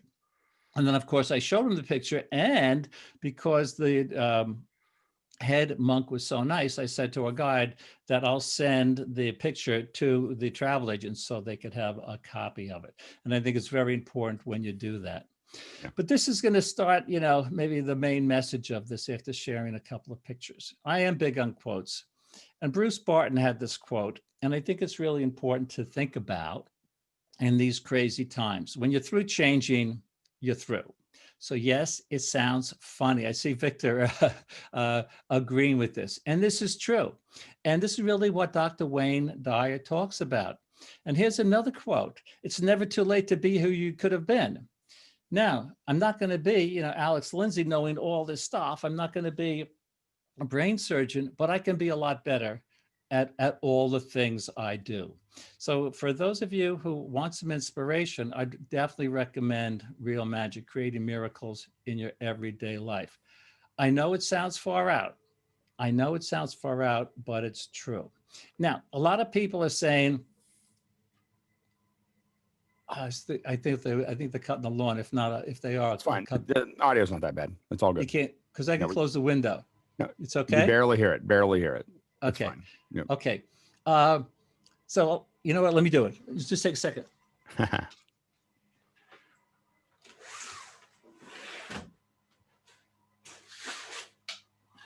This is amazing, by the way, Steve. Thanks for inviting Rick. This is so good. It's great. Oh, thanks. So a lot of people are saying, okay, how can I create a miracle in my everyday life? I don't have time. Well, in 1979, I was the editor of Studio Photography magazine. And the boss asked me, he comes into my office, I'm 29, and he says, Sammon, I need you to do something. I said, Mr. Maerske is the boss. I said, Mr. Maerske, I don't have time. I just don't have time. He says, Sammon, who's the most beautiful girl in the world? I said, well, I think Jacqueline Smith, because we had just had her on the cover of the magazine, and we had a big poster of her up on the wall. I said, well, I think Jacqueline Smith. He said, Sammon, if she called you up and wanted to have lunch with you, like, this afternoon, would you do it? I said, sure. He said, get to work.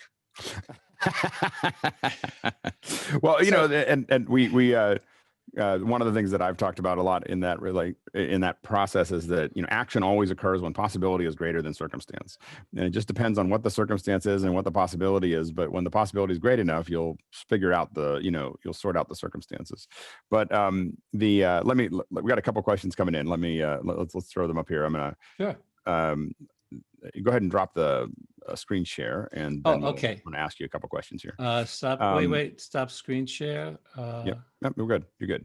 Oh, and then, so we have a question from Larry Jacobson. He said, having shot family and portrait photography locally for the past 40 years, I didn't worry about how I was affecting other photographers in the community.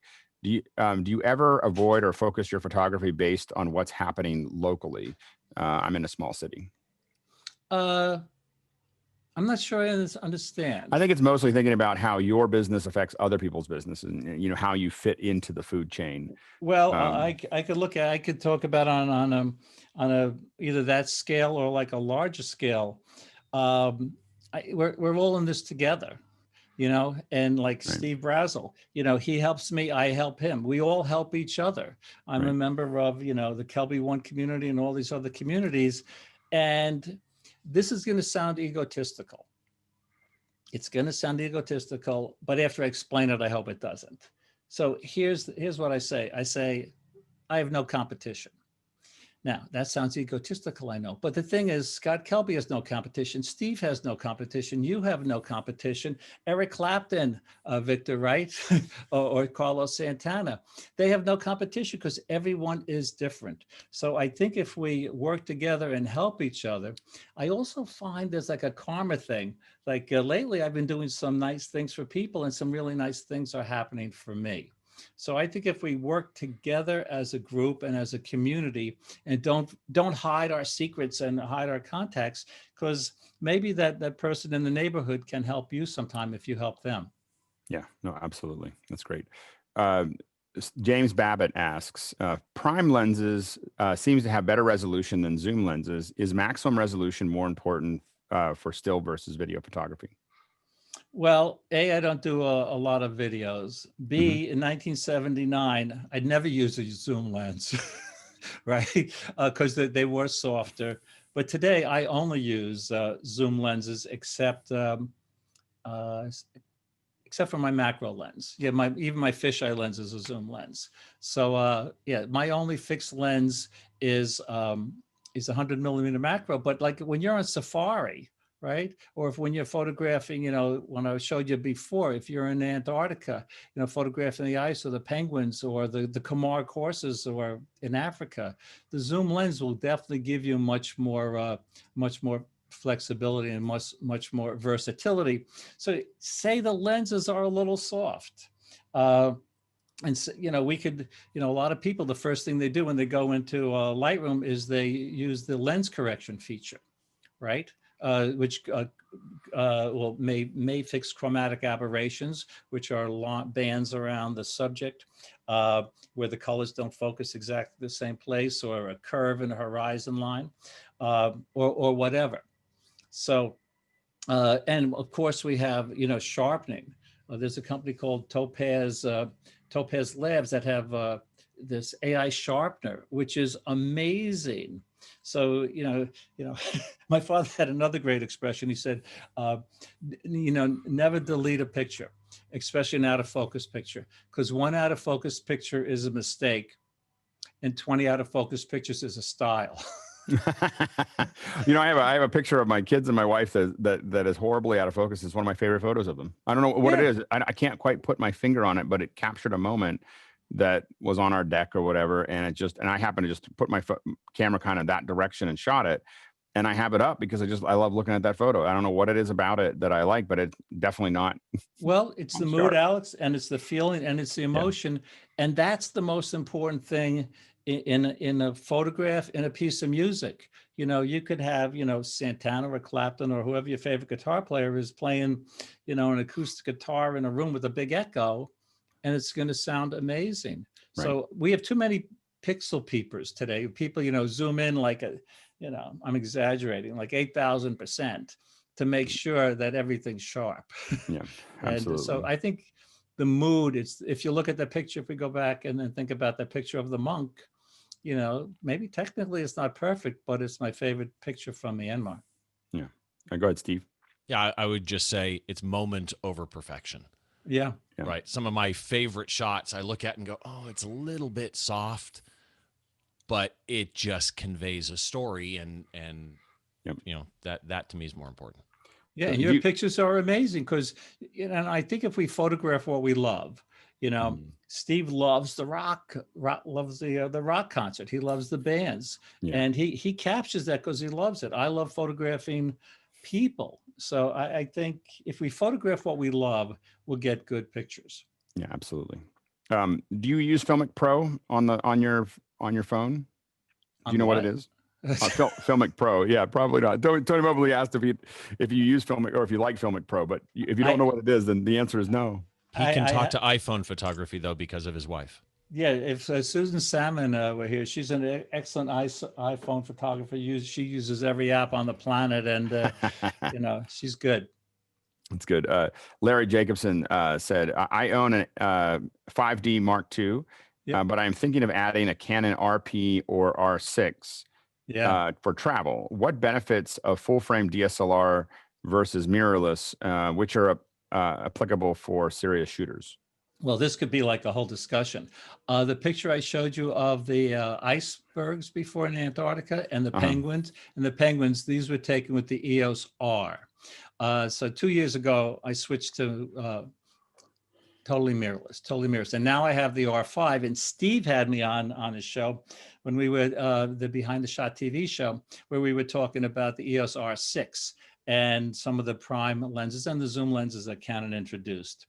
So there's a couple advantages to a full frame. Full frame, like the R5 versus the R6, the R5 has more megapixels, so you could zoom in. So if the subject doesn't fill the frame, you could zoom in and get a clearer picture.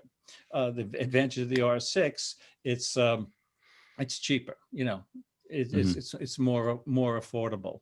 But both cameras have what's called animal detection and a face detection for animals and people, and you could switch it. And it focuses on the eyes, so it's amazing. Another advantage, like today, if someone had a choice of buying a mirrorless or a digital SLR, 5 years from now or 3 years from now, the mirrorless is going to be worth more than the digital SLR, because mirrorless, in my opinion, is the way it's going. And it's not that the cameras are smaller and lighter and more compact. That's not why I switched. That's not why most of my friends switched. They switched because of the electronic viewfinder. That we have the live histogram in there. We could see the effect of the exposure compensation, of the white balance. We have the level in there. It's so sharp. You know, the first mirrorless cameras, I could be quoted as saying, you know, I'm never going to go there because the viewfinders were so bad. You know, it was like watching the color TV in 1959.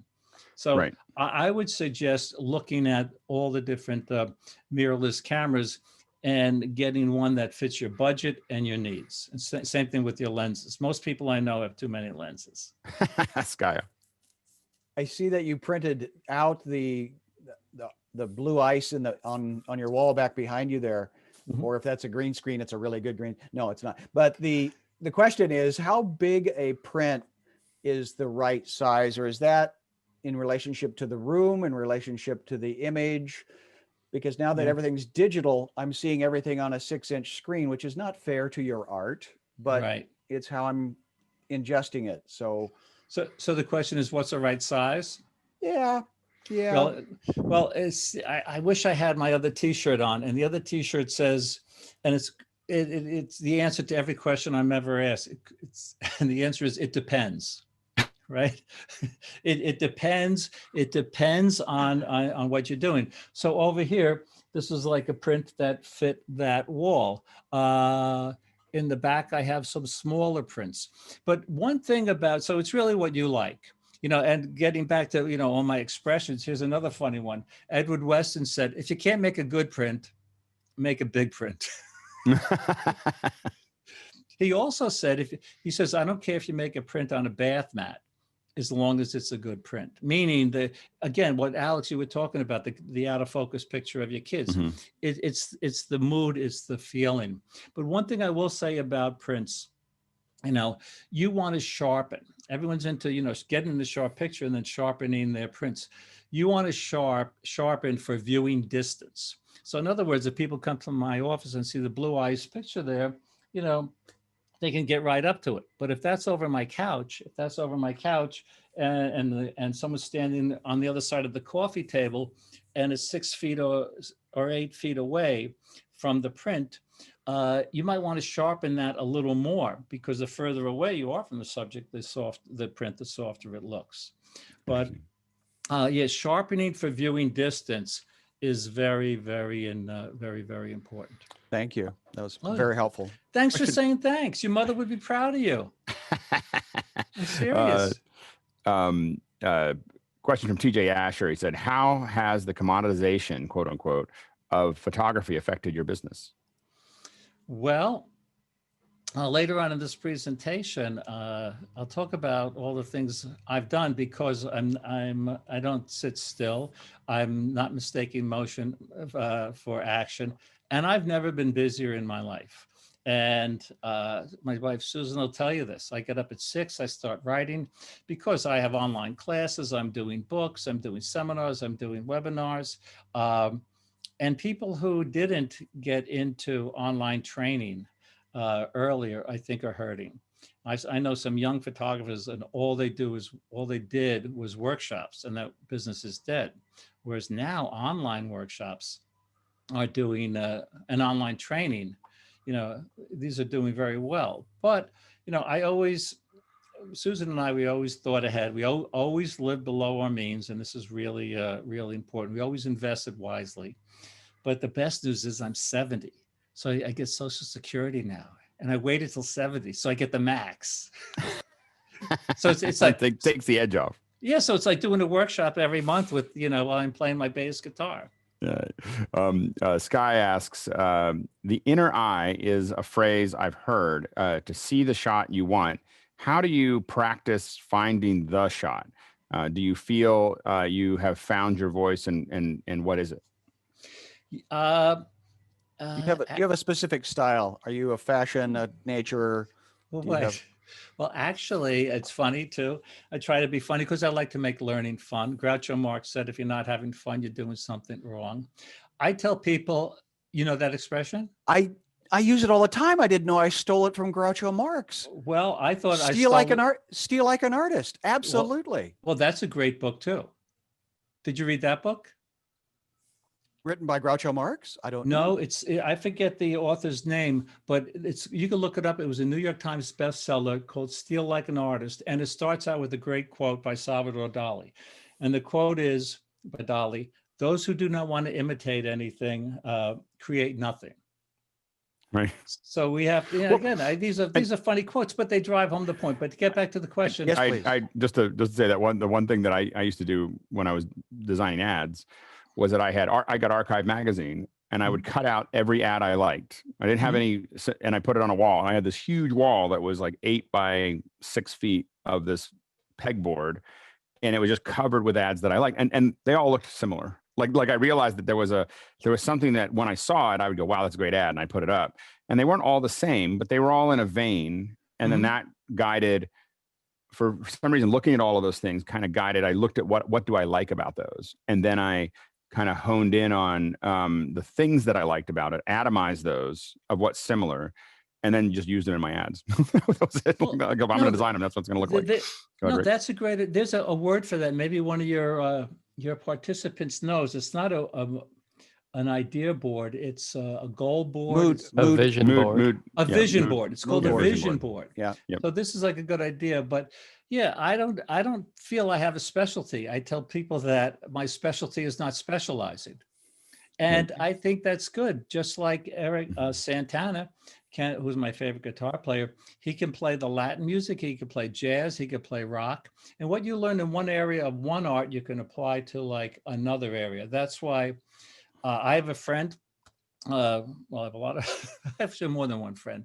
I have a friend, Jonathan Scott, the big cat man. He specializes in photographing big cats in Africa. So I think, whatever works for you. Mm-hmm.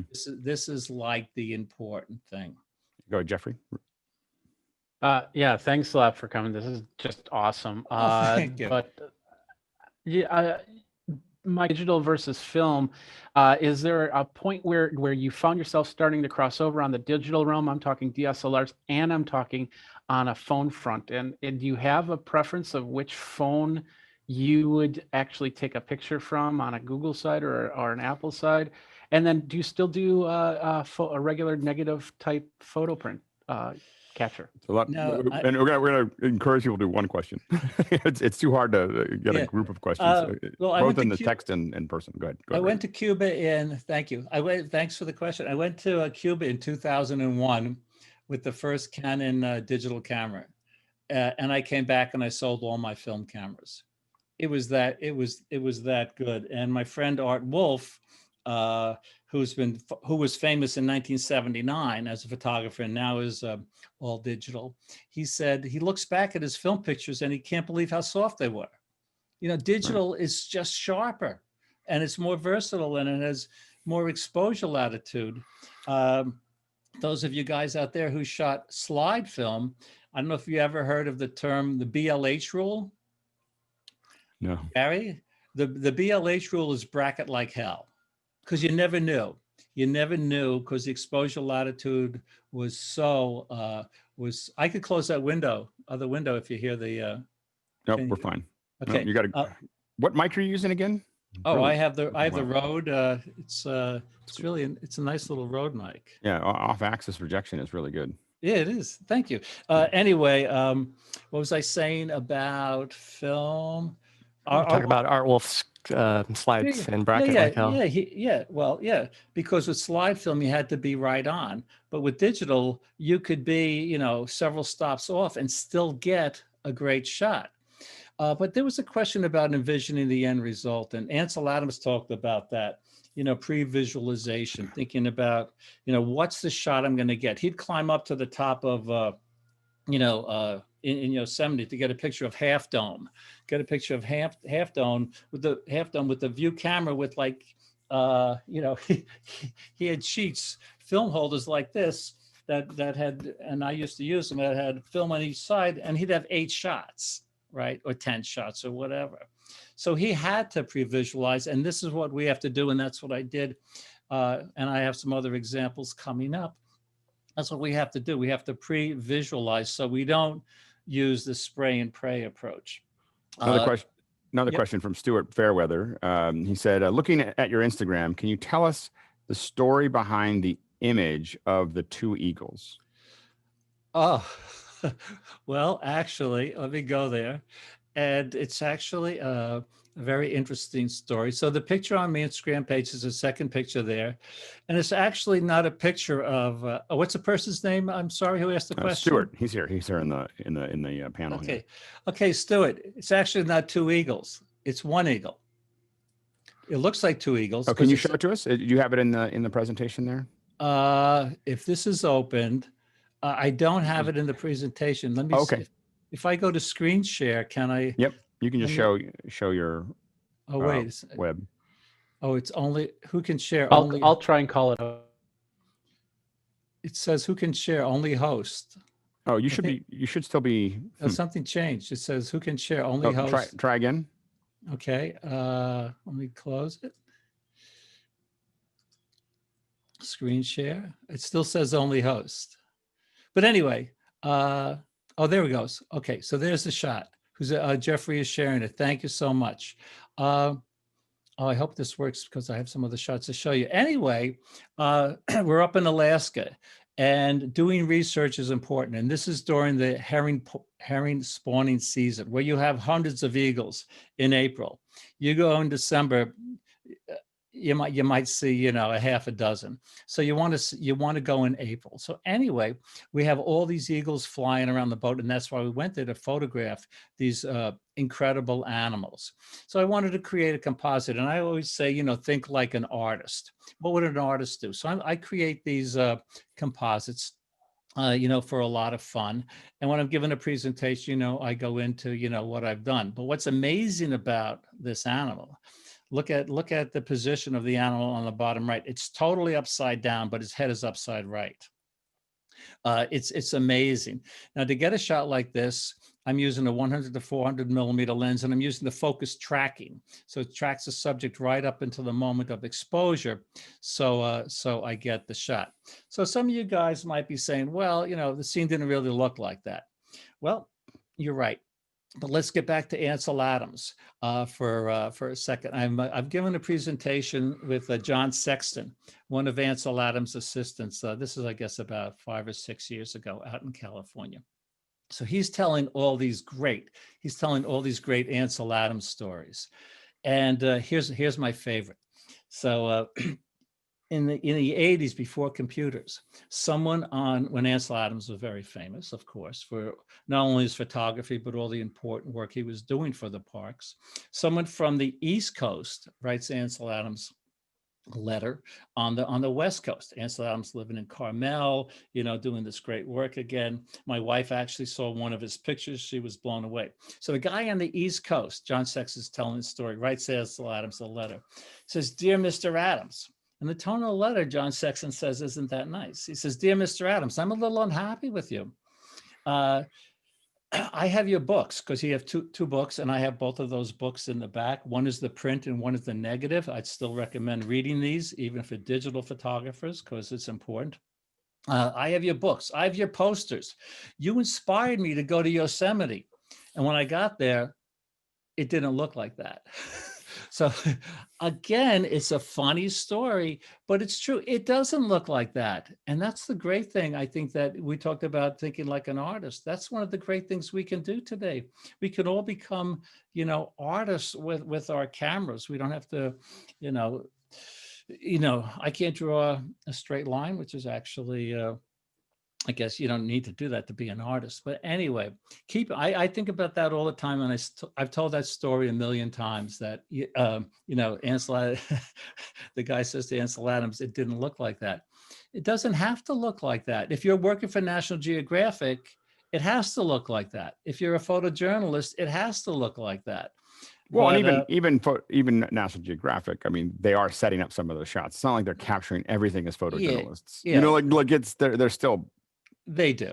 Yeah, I mean, it's we want to be careful of of those and anything that it's not that there's anything wrong with that. But when you work with that, they're prepping that shot. I saw a shot of like some miners somewhere, and it was just too perfect, with the lights and the this and that, and some of the underwater shots in the cenotes, these caves in Mexico where you have the underwater stalagmites and stalactites. Right. I know, they're setting it up, but real photojournalists. And actually, the best case of a photojournalist getting caught was Matthew Brady. He's a very famous Civil War photographer. And he was supposed to be a photojournalist, and he got very famous. And after the war, they realized, or they figured out that if there was a cannon, he would like drag a body over there and put a rifle by it, and so he staged a lot of pictures. Right, no, absolutely. Got a question from Courtney Gooden. He said, if you have old negatives, do you ever try to print them photochemically, or do you just scan them and go digital? Oh, I would say scan them. Definitely scan them. I'd send them away. Scanning is an art. You could buy a $49 scanner. You could buy probably a $5,000 scanner. So it's much better to send them away to get them professionally scanned. That's great.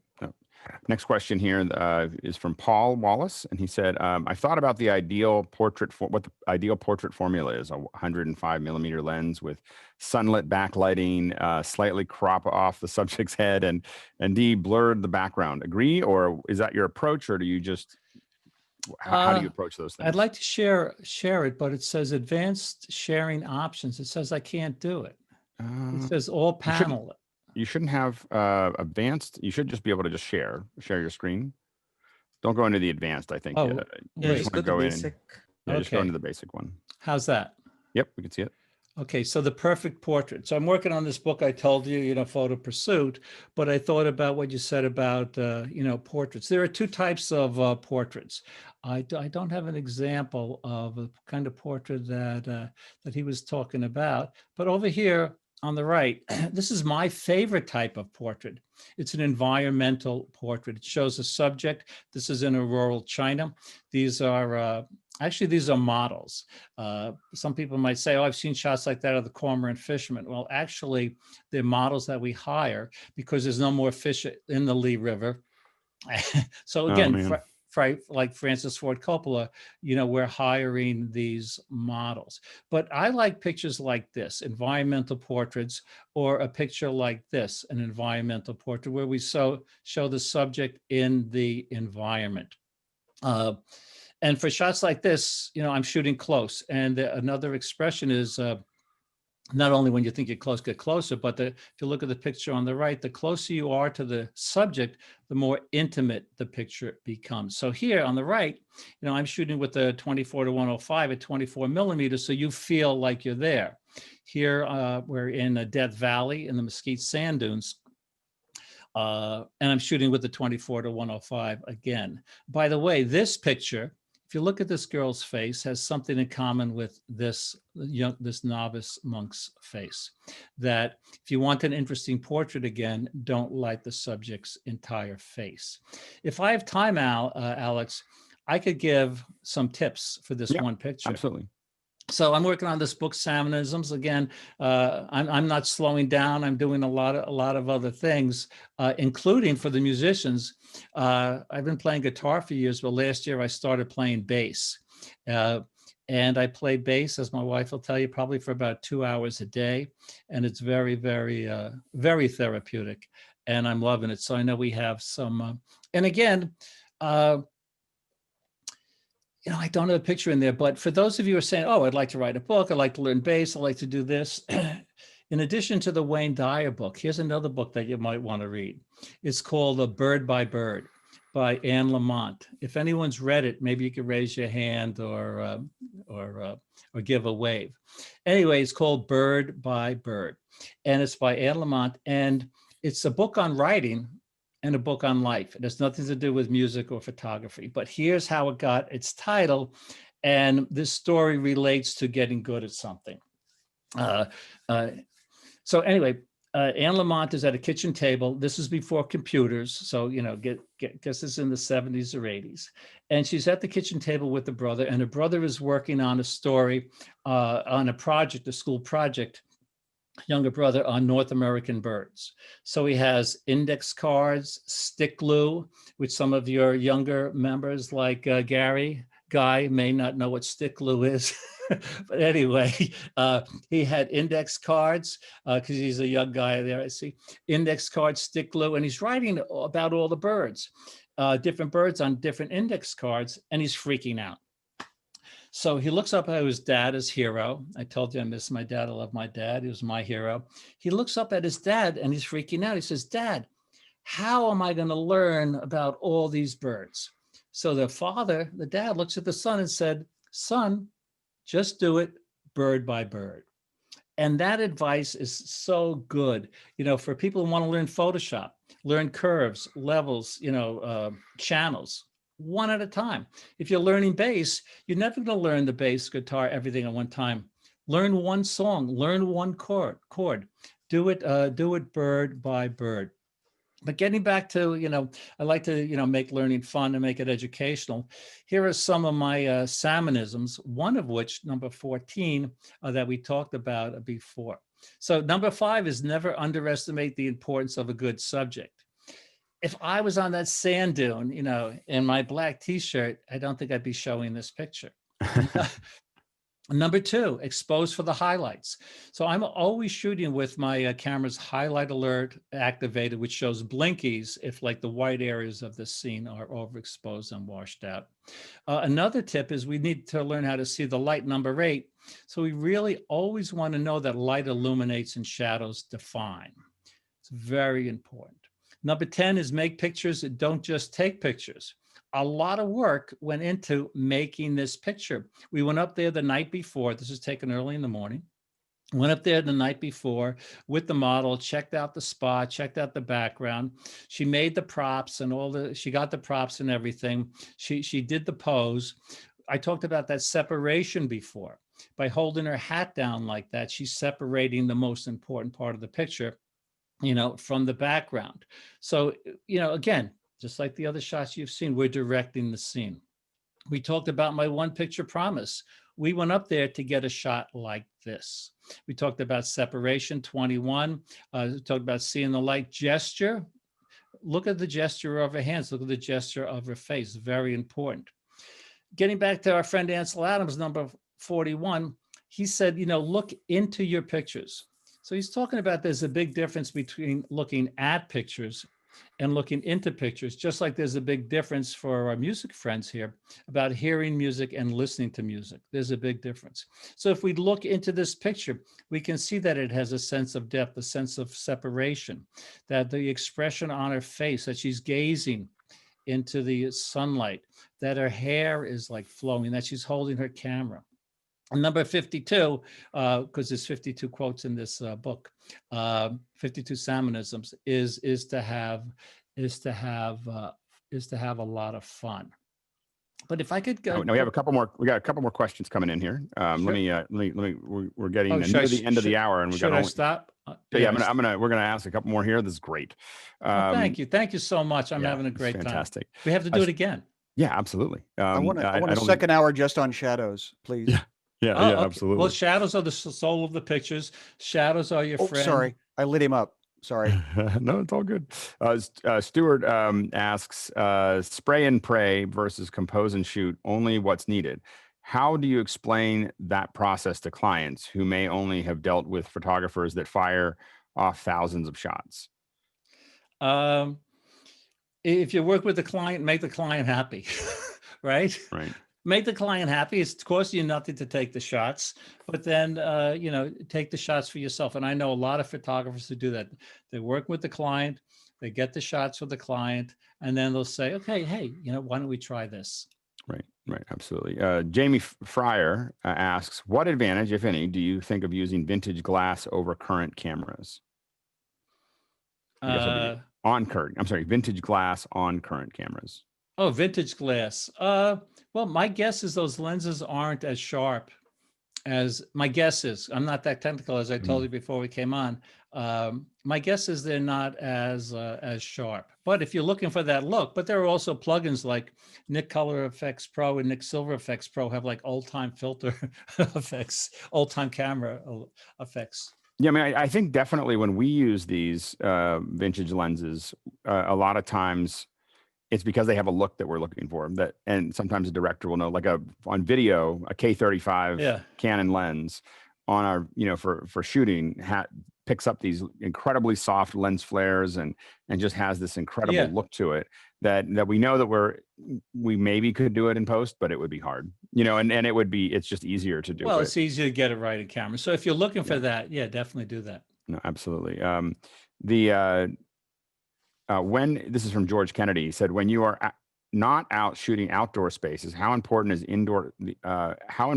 your indoor creative space? Are you sitting there right now? I mean, is this kind of the space that you do most of your work?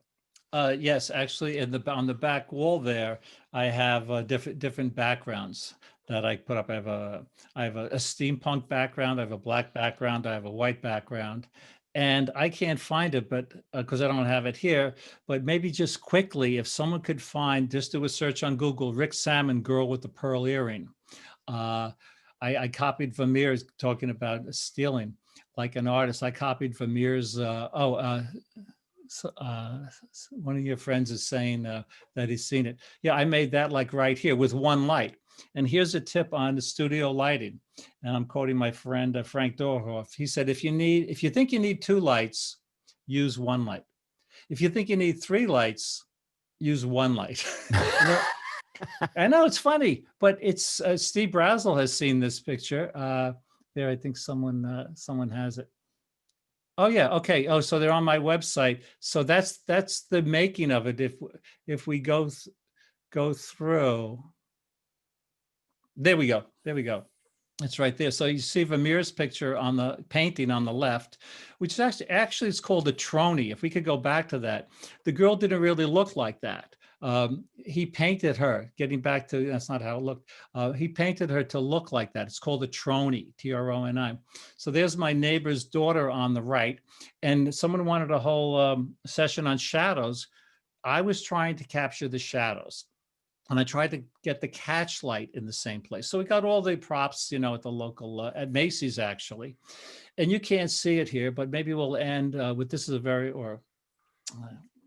I guess we don't have to end right now. But anyway, there's something in photography and the study of portraits. Someone actually, if we could go back to that just for a second, there's something called the pupilometrics, and it's the study of the size of the pupil and how that affects our perception of the person. The Egyptians women used to put belladonna in their eyes to dilate their pupils to make them more inviting.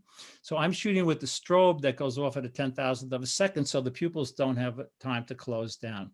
So if you go on my site, or just find this wherever, zoom in, you'll see the pupils are really wide, and that's what makes that picture so inviting. So you give them, you keep them in kind of a dark light until right before you're going to shoot? Yeah. So here now I have all the lights on, the lights for this and the other lights overhead. So yeah, I should have mentioned that. Yeah, no, you keep them in a dark room. Steve Brazel asks, can you talk about your process of pre-visualization? Well, I think it's kind of like a guitar solo. you have to think about the beginning, the middle, and the end. So when like with the picture of the girl on the sand dunes, we've kind of visualized what we wanted to get. With the picture of the penguins that I saw before, I kind of pre-visualized the shot that I wanted to get. With the cormorant fisherman, we definitely pre-visualized that. But you always have to be open to embracing the situation, because something could totally change. Something could totally change. One of the things I like a lot is when I get a time to be at a location for a long period of time, over a couple of days, where you get to learn what that location has to offer, and what angles are good. And, I think I talked about it in another show a while ago that, in Angkor Wat, Cambodia, there's a 3 foot by 3 foot square to put your tripod to capture the image that you want of the main temple. And if you know it, you're there at 4:45 in the morning, ready to walk really fast, faster than everybody else to get there, because there's nothing else, there's no other good shot. There's no other good shot, because what else is this temple reflected in the water, and you have 5,000 photographers from all over the world who don't care about other photographers. Maybe now, Alex, it's better now with social distancing, but my guess is over there now. Well, we literally brought. I would go at 4:45. We were shooting every morning. I was shooting video. Yeah. But I have a person standing behind me that gave me space, and he basically he would just sit there behind me and just not let people get anywhere close to me. And then there's no competition until right before sunrise, and then everyone starts crowding the water. But anyway, and then it's over. Yeah, exactly. Victor asks, I've observed that many great photographers also are musicians. You, Scott Kelby, why do you think that's what reason for that? I don't really know, but I know it's true. I think, well, I'll tell you this. In one of my books, actually, if I could go to this, can I screen share again or not? You sure can. Too you should late. be able to. No, you can't. I don't know. Okay. Yeah, Okay. In PhotoQuest, by the way, both of these books are my best-selling books, and they have no pictures. They have no pictures. It's all words. Steve wrote a chapter, and in PhotoQuest, I had, to answer your question, I have a chapter there on superpowers, and when we asked your panel here or your guests here, and do we have to stop exactly at 12? We do. I have a meeting. I actually have to. Okay, leave I'll talk fast then. If you ask the panel who's the most powerful superhero, they would say Superman. He has superpowers. Batman doesn't have any superpowers, right? He just uses his brain.